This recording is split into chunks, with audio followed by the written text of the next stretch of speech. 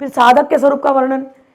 देवी ने कहा, हे देव, अब देवी पूछ रही है, दिव्य, वीर और पशु साधकों में क्या विशेषता है? हे परमेशान मुझे बताइए, मैं सुनना चाहती हूँ। तो भगवान शिव उत्तर देते हैं। तो दिव्य साधक कैसा होता है? दिव्य साधक सबके मन को हरने वाला होता है, मतलब सबके मन को आकर्षित करता है। वो सत्यवादी होता है, याद कर लो इस बात को। दिव्य साधक कैसा होता है? सत्य के आचरण पे चलने वाला, सत्यवादी होता है। स्थिर आसन पर बैठने वाला, चंचल नहीं होता, आसन पर बैठ गया तो बैठ गया, प्रैक्टिस से। गंभीर स्वभाव का होता है, चंचल मन वाला नहीं होता है। वह शिष्ट वक्ता होता है, जब बात भी करेगा ना वो तो एकदम शिष्टाचार के साथ बात करेगा। और भाव ध्यान में तत्पर रहता है। गुरु के चरण कमल से भय रखते हुए भी सर्वत्र भय रहित होता है। हर जगह वो निडर होता है, खाली एक जगह वो भय रखता है, क्या? कि गुरु के बात की मेरे से अवज्ञा ना हो जाए, गुरु के ऊपर मैं रूल ना करने लग जाऊं। मैं कितना भी बुद्धिमान क्यों ना हूं, गुरु को अगर मुझे कुछ बतानी है तो मैं अपनी बुद्धि नहीं झेपने लगूं उसके सामने। मैं एक शिष्ट भाव से बताऊं कि हमें ऐसा लगता है, तो गुरु की अवज्ञा कभी नहीं करेगा। गुरु इज ऑलवेज द गुरु। वो तुमसे छोटा ही क्यों ना हो उम्र में, तुम्हारी उम्र का ही क्यों ना हो, गुरु चाहे कितना भी तुमसे तुम्हारे उम्र का बना रहे, लेकिन शिष्य को कभी भी वो बॉर्डर क्रॉस नहीं, वो लिमिट, गुरु को हमेशा आभास होना चाहिए मेरे गुरु हैं। मैं गुरु के सर पर हम नहीं चढ़ सकते। मेरे पिताजी मेरे गुरु थे, अंडरस्टैंड दिस। तो पिता और बच्चे का तो क्या होता है संबंध? जब मैं अपने पिताजी के साथ हूं, मैं कुछ भी बोल सकती हूँ उनके साथ, लेकिन जब शिविर में बैठे हैं, शिष्यों के बीच में बैठे हैं, मजाल है मैं कभी उनके हाथ कोई गलत व्यवहार कर दूं, क्योंकि उस समय वो मेरे गुरु हैं। तो गुरु ही है। वो चारों ओर शिष्य के साथ बैठे हैं, मजाल है जब मैं उनकी मजाक उड़ा दूं किसी के सामने, इम्पॉसिबल। अकेले में रहेंगे मैं और उनको, तो मैं तो उनको खूब, मैं ओपनली बोल रही हूँ, मैं खूब छेड़ती थी उनको, पापा ये सही नहीं था, पापा वो सही नहीं था। लेकिन जब हम अन्य शिष्यों के साथ बैठे हैं तो गुरु की पोजीशन है, लैंग्वेज में कंट्रोल होना चाहिए। गुरु का अपमान या उनको कभी नीचे गिराना, चाहे गुरु कितना भी आपके साथ, वो गुरु तोड़ेगा, बाउंड्री तोड़ सकता है, शिष्य को नहीं तोड़ना चाहिए। ये शिष्य का कर्तव्य है, ठीक है। कई बार मैं बहुत तोड़ती हूँ boundary, I break it on purpose, I break it. दो कारण है, पहले तो मैं अपने गुरु समझती नहीं हूँ, सो साइकोलॉजिकली मैं एक शिष्य हूँ always.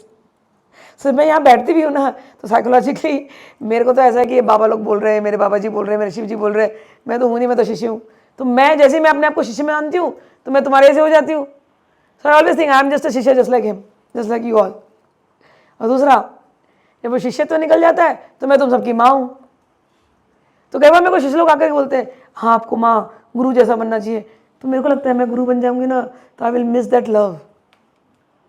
I like my children, I am a mother first, I like my children.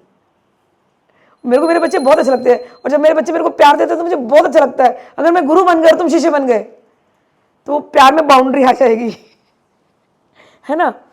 तो कई बार मैं माँ बनती हूँ पहले, गुरु बनती हूँ बाद में। फिर भी आपको मैं, अब मेरे को भगवान शिव ने बोला है, बोल दे बाबा इनको, कभी कभी ये भूल जाते हैं, कभी कभी ये बहुत गलतियाँ कर देते हैं, तो उनको समझा दे। रूल ऐसा है कि प्यार खूब दिखाओ, लेकिन गुरु का जो स्थान है उसको कभी मत भूलना। गुरु है, ठीक।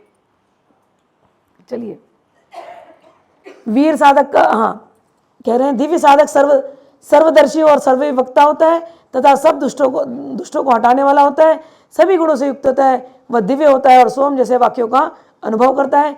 ऐसे साधक के विषय में बहुत कुछ कहने की आवश्यकता नहीं होती, उसकी उपस्थिति ही सब कुछ बयान कर देती है। ये दिव्य साधक। वीर साधक कैसा होता है? वीर साधक निर्भय होता है और सबको अभय प्रदान करने वाला होता है। कई बार साधक लोग आते हैं यहाँ पर और दूसरों को डराते रहते हैं, ये ऐसा मत कर ऐसा हो जाएगा, ऐसा मत कर वैसा हो जाएगा। भैया ये किसी को डराओ मत, खुद भी निर्भय बनो और दूसरे को भी निर्भय बनाओ।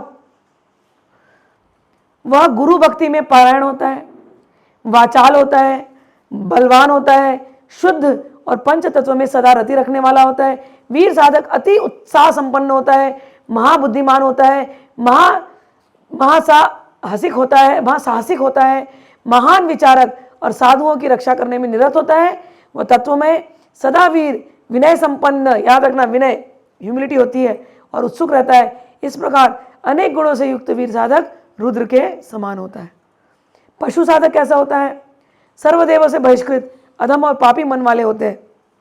वे पंच तत्व के निंदक होते हैं। इनमें से कुछ भूमि पर बकरे के समान, कुछ भेड़ के समान, कुछ गधे के समान और कुछ सुअर के समान भ्रष्ट होते हैं। मेरी वाणी नहीं है प्लीज, ओके? ये संस्कृत लिखा नहीं है, लेकिन ये शिव जी की वाणी है। बकरे के समान यानी जो दिन रात खाली खाते रहते हैं, बस कुछ भी खा लो, शुद्धि अशुद्धि का चिंतन नहीं।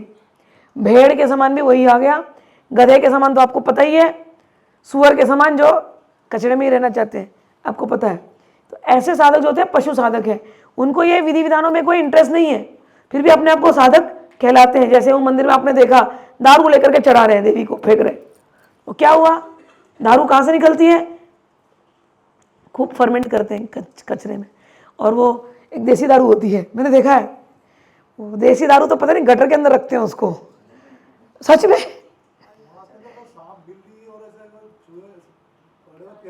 हाँ तैरते रहते हैं, हाँ।